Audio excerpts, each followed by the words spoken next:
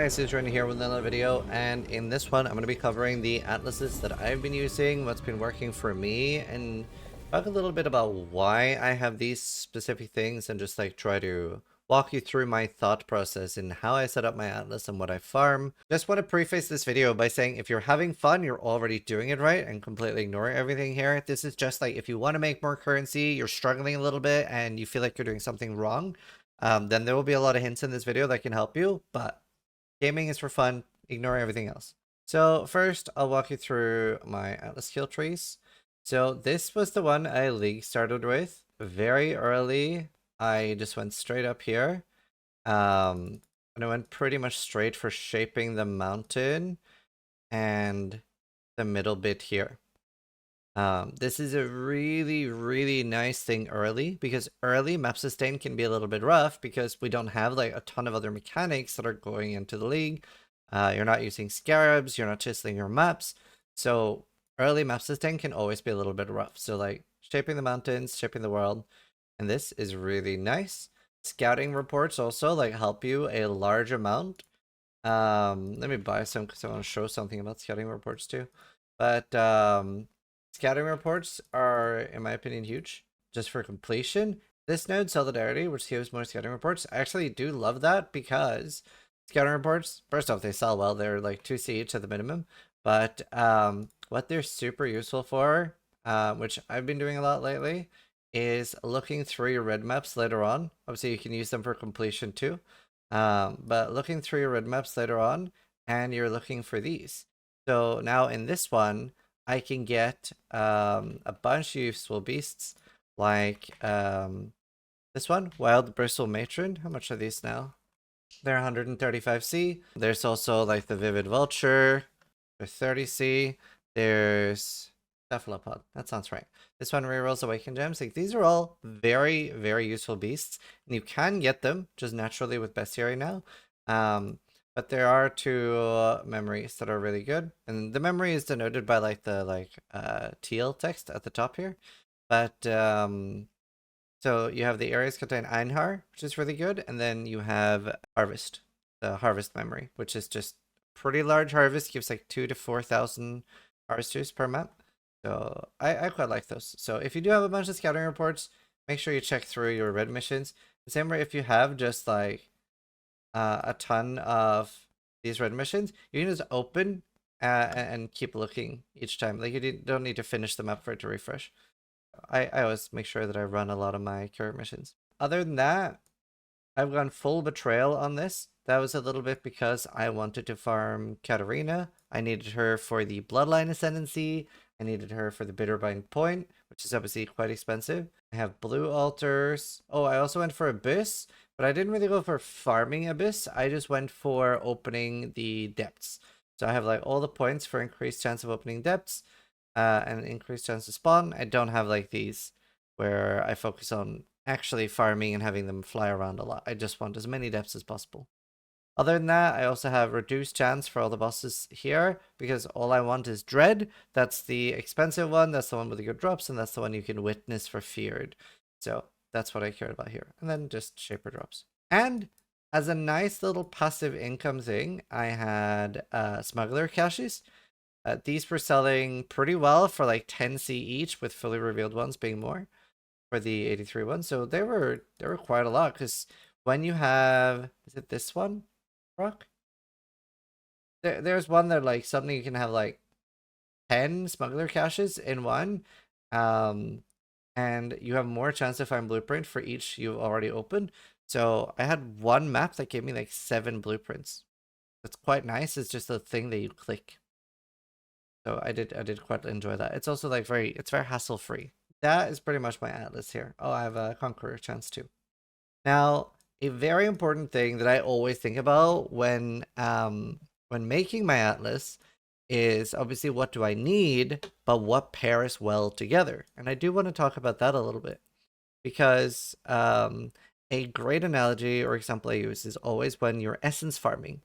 And then let's talk about two mechanics. So like essence and then expedition, or essence and ritual are two great examples. And they are at odds with each other. Because, first of all, Essence is something that is incredibly good to do in tier 6 maps. And this right now is one of the weaker leagues for Essence because we can get so insane gear from the birthing of the wombs. Never gets old. Like, we do have so insane gear for this. Essence is a bit weaker this league, but there is still quite a lot of uses for Essence, so they will sell. And it is a great strategy for new players to do in tier 6 maps where they, especially if they're hardcore, it's not super rippy. And I do think essences, at least on hardcore, still have some price. I'm not quite sure on the softcore market. There's not even any deafening woes for sale. There were 8C each when I was buying. So, you know, there's money to be made in essences, at least on hardcore. I'm unfamiliar on softcore. But what I wanted to talk about, and the important bit here, is that they are at odds with each other. So let's say that you're only farming essence. Like you're only using like 60 points on your tree. You're only farming essence. Nothing else. And then you're using scarabs, you know, the ones that give more essences per map, higher tier, etc. Not necessarily calcification, that is super expensive, but you're juicing essence. And you're getting 300 deafening essences per hour. Like you're really blasting, you're just going in, shore map maybe, or strand, just killing the essences and leaving. Right? And there's no other mechanics you're engaging with. You're getting 300 deafening essence per hour. But then you throw in a ritual there. A historically very slow mechanic. You have to like stand in each ritual for like 20 to 40 seconds, which maybe is the entire time you're normally in a map and you're just blasting tier 6s. As well as the fact that you want to do ritual in high level maps and you want to. Essence can be hard for a lot of people in 83 maps, right? It's a lot. Most people do prefer farming it in tier 6 maps. So not only are they at odds with each other from the map level perspective, where you want one in high level and one in low level to do it fast, Ritual just forces you to slow down so much. So sure, you're getting more stuff per map, but we really want to look at this from a per hour view, where like now, every day that you're playing, you're just making less currency because even if you've invested to Ritual, but especially if you haven't, you're just not getting anywhere near the same return. That it is a very important thing to think about, like your time investment. You'll see with all my atlases that I've like thought about that, and there's a lot of mechanics where maybe I'll pair like Harbinger or Bestiary. Like they don't really slow me down when I'm doing a mechanic. Whereas, you know, like Harvest and Ritual, Expedition, and Blight are all like very time intensive mechanics. Another thing to consider as well when making your Atlas strats and thinking about this stuff is Scarabs, because you're usually not going to be able to combine the Scarabs from two different strats. Usually, one strat uses all your Scarab slots. And with Harvest, I've been running Awakening Scarab, Doubling, and then you can put in like one. The other thing you could do as well, you could do of Hordes, and then Lineage again. And that'll basically just give you more blue monsters. So I usually clear the map, ideally rushing to the boss, and then the blue altars have a chance to give more quant, and quant is obviously more blue juice. And honestly, I didn't super enjoy farming harvest without this stuff. Here is my 8 mod atlas slash harvest. This has changed a little bit. Like this is probably the one I've been respecing the most. So this has tons of increased chance of maps to drop, like higher tier. It has accidentally got some beast nodes that I forgot to remove, so I need to remove those and put that for anything else. Maybe some scarab drop chance. I'm not sure what I'm going to put those on, but these shouldn't be here. But I have all the quant, all the effect nodes, everything like that. I've been using this to farm 8 mod maps, and that I am using to farm harvest. So, like I have loads of maps here that have like 40 pack size, 100 quant. Obviously, I can't chisel them, but they're already really good maps without chisels, right? And these are all super runnable. And what I've been doing on my non-runnable ones, first, you can try to sell them for like 10C each because there are builds that will run them, and they are obviously great maps to run. But Settlers mappers run them, and they've been giving noticeably more loot. Whenever they have a map like this with 40 pack size, 120 quant, and they do 100% on it, it's like a screen full of loot. I haven't had anything crazy from it, but I assume it's upping my odds of getting really good loot. And the scarabs I was using for that was 1 monstrous lineage, 2 scarab of multitude, 1 of corruption, and 1 of escalation. And yeah, it is just pumping. I either will run it in another 16 map or a even better, a decently rolled 16.5. 16.5, when you get the more map drop rate, like 70% more maps, poops out maps. It's so good. I've only done 2 or 3 to get all these, maybe 4, but it does give a lot. And I had like another 10 that weren't runnable. Quite happy with that. It's been a really good strat. And then these maps are really good to run Harvest in because they have such high pack size. They have decent quant. And then I have all the harvest nodes. But as you can see, this atlas just works for 2 strategies. I'm doing one at a time, and it's like very focused, right? Like I'm not doing anything else. I'm not being like slowed down by like randomly doing legions or expeditions, etc. And like I said earlier at the start of the video, gaming is for fun, but I really, really recommend not necessarily using these. These are really good when there's a ton of mechanics in your atlas, like, you know, farming lots of Legion, lots of Abyss. They can like block other mechanics. Then blockers are important. Or if you're going hard into Scarab farming, or if you're in hardcore, blocking Ritual can be quite rippy. Like Ritual can be quite rippy, I mean. So then they're useful, but in general, you'll see most of my atlases, I don't really use them. But I will skip the mechanic. If I see a Legion and I don't have all the Legion points, I'm not going to be doing Legion ever. I don't think I've opened a single Legion this season. If I see a ritual and I don't have all the ritual points, unless it's the special altar with the King of the Mist, I'm not going to click on the ritual. If I, you know, like most of these mechanics, I'm just simply not going to engage with them because they're not worth my time. And it can take a little bit to get out of the mindset like, well, it's there, it's free, but it is actually damaging your bottom line. It's damaging like how much currency you make per hour. But that is why I say if you're having fun with it, ignore it, right? But you will make substantially less currency by interacting with every mechanic you see that you haven't invested into, because the investment stuff is just so strong. And then my third tree, this is it's a bit of a weird one. The only reason I like it is because I can use it for multiple things. It's not super optimized, but yeah, I do like it. So this is my ritual slash destructive play altar slash delirium. Now, honestly, I do kind of want to try to fit these in all of my trees because I do get very annoyed whenever I get a memory and it isn't dread because it's not worth anything. So I will consider removing maybe the shrine nodes or something and just having these in every single tree because they're not too many points for all of my trees. And dread is literally the only one that's worth anything. This atlas that I have here, it switches a little bit. So I will actually respec some of it. So I usually keep all the ritual nodes, but sometimes I block ritual.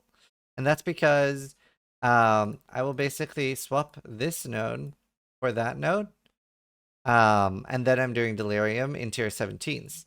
And I will be using 2 or 3 Paranoia, 1 Mania, and I use a bisection. What that does is whenever you have an ending nightmare, the delirium fog never dissipates, never goes away. But you instead get the rewards for each one you hit, and it is exponentially. So once you get to like the 6th or 7th, you are getting so many cluster jewels. I think I made 30, 40 divines on this in like one day in hardcore trade, selling item level 84, large medium cluster, sorry, large medium clusters, and mace clusters and spell clusters, attack while holding a shield. Especially because when I was doing it, it was just too rippy for most people to do this in tier 17s. And that's also why I blocked Ritual, because I was running Ritual in my tier 17s and just ignoring it, just getting some extra monsters for more progress on the Delirium Mirror. But then one of those like big unique monsters that throws like it's the second area or third area PoE2 boss, the guy with the shaman dude that throws like a big boulder, like a big rock. He almost one hit me. He did like 14,000 damage. So after that, I just like said fuck ritual while I'm doing the tier 17s. So that has been really good for this. And then whenever I'm not running that, then I usually don't block ritual. This wherever. Like whenever I'm running ritual, then you know, Garibs I use for that. I use 1 wisp, 1 or 2 abundance, and usually 2 selectiveness. You do want to focus hard on deferring with this strategy, and then when you have a bunch of things deferred out and you're like trying to struggle to get it out, you want to use ritual vessels to have built up some extra juice. So then you go in. I usually put 2 or 3 into a map and just like clean out my ritual, like buy everything I can, and then go back to deferring again. But once you have like 5 to 10 good things deferred, you know, like divines and King of the Mists, expensive beasts, then yeah, it's time to get it out. So this is set up not just for Delirium and Ritual, but it's also set up that whenever I'm witnessing Shaper Guardians, Elder Guardians, Cyrus that conquers, then I have Destructive Play. This gives me more Awaken Gems. It gives me a bunch more like boss drop stuff. So I use it for all of those. And while I'm doing that, I'm usually not running Ritual Scarabs or Delirium Scarabs. But if I see Delirium, if I see Ritual while I'm running this and I see that it's the King of the Mist one, then at least I get extra reroll and 4 altars. So remember, with Ritual, every single time you click reroll, when you have the King of the Mist altar, you do get 1 additional imitation. So those are my trees. That's what I've been doing. Usually I'm big into recommending Essence and Expedition and stuff like that. Expedition is still bugged after the bug fix. They said they fixed the archer that is one-shotting everyone. It's killed like 3 or 4 people in hardcore since then. And they were very tanky builds, like 13 to 16k ES. They just said they got one shot, no crazy damage mods. So they were like, I mean, they said they fixed it, but I'm fucking dead. So, you know, I don't really recommend Expedition right now in hardcore. Essence is pretty good on hardcore. I don't actually have an atlas for that right now, but all the Essence nodes are really good to tank for that. But I just wanted to go over and make a video about what I've been doing and my trees and just show those off, but also like try to teach a little bit about how I think about it and the cohesion of an atlas tree. So hopefully that helps somebody. Let me know if that style of video helps, where I talk a little bit about my thought process and why I'm doing things, and I can try to make more videos like that. Feel free to, like, if there's any like highly upvoted thing that you guys want a video on, I can do that next. So let me know. Sub if you like the video, but more importantly, try to die less than I do.